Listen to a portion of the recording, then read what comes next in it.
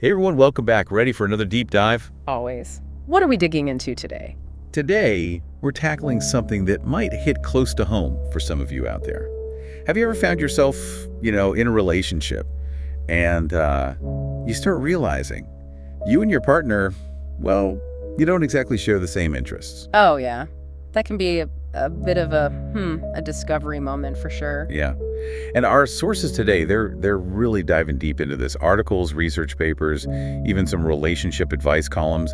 And the initial reaction, a lot of times it's anxiety, right? Like, oh no, are we doomed? Right. Is this a bad sign? That kind of thing. I mean, we often hear, oh, opposites attract, but then all the advice is about finding common ground. It's like, which is it? So we're going to unpack all of that. What does it really mean for a relationship if you're into like collecting vintage records and your partner is all about, I don't know, extreme ironing? Extreme ironing. Well, it's a thing, apparently. Look it up later. But point is, how do you navigate those differences? And that's where our deep dive gets really interesting, because it turns out maybe those differences aren't such a bad thing after all. Yeah. One of the things that really jumped out at me going through all this research was it's not so much about the specific interests themselves. It's more about what those interests represent. What do you mean? Well, okay, take Dr. Sue Johnson. She's a big name in the world of couples therapy. She talks a lot about emotionally focused therapy. And she suggests that these differences can actually bring something really valuable to a relationship. Okay, so not a deal breaker, but potentially. Good. Potentially, yeah. But communication is key. And she's talking about really clear, direct communication about your emotions. So instead of trying to force yourself to be interested in your partner's extreme ironing adventures, it's more about understanding why it matters so much to them. Exactly. Like, what is it about that activity that brings them joy or excitement or fulfillment? That makes sense. So less about mimicking, more about empathy. Yes. And then we have Dr. John Gottman. Now, he's done decades of research on relationships. He's the one who talks about those 4 horsemen, criticism, contempt, defensiveness, stonewalling the things that can really, really wreck a relationship. Oh yeah, I've heard about those. Well, he's also found that sometimes shared values and goals can be even more important than shared interests. Okay, so if both partners are on the same page about, say, wanting to travel the world or build a family or start a business together, that strong foundation can outweigh the fact that one's a homebody who loves knitting and the other's a social butterfly who loves, I don't know, base jumping. Right. It's about that shared vision for the future, that sense of we're in this together. Those shared values, they provide this anchor for the relationship even when you're off doing your own things. That's a really comforting thought, honestly, because I think a lot of people, when they discover these big differences, they panic. It's like, oh no, this is never going to work. But, what are we supposed to do with this information? How do we actually put this into practice? Well, lucky for us, our sources come with some pretty practical advice. Lay it on me.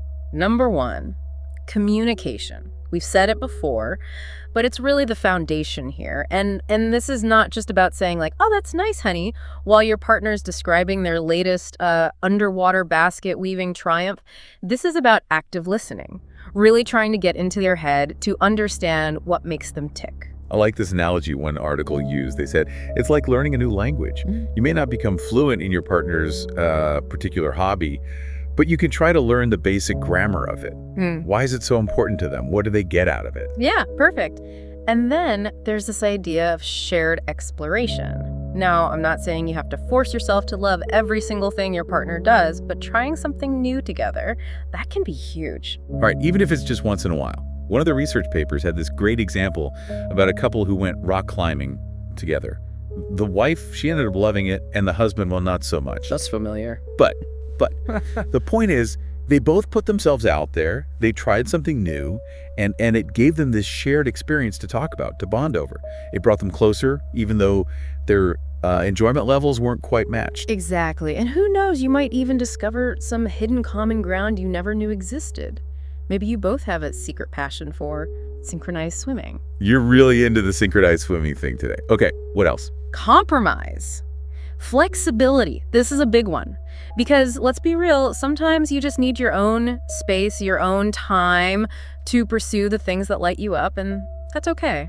Yeah, absolutely. One of the sources suggested dedicating one weekend to your partner's thing and then the next weekend to yours. It's about finding that balance between shared time and individual time. And acknowledging that both are important, both are valid, because at the end of the day, you're both individuals, and that's part of what makes the relationship interesting, right? Absolutely. And it's not just theory. Our sources are packed with real-life examples of couples who are making this work. Like, there's Emily and Mike. They travel the world together, even though their hobbies are completely different. And then you've got Sarah and Tom. They bond through volunteering. Totally different interests, but they share this deep value of giving back to their community, and that's become their thing, you know? It's really inspiring to see how these couples are thriving, not despite their differences, but maybe even because of them. Exactly. It all comes back to that intentional effort, that willingness to understand and appreciate each other.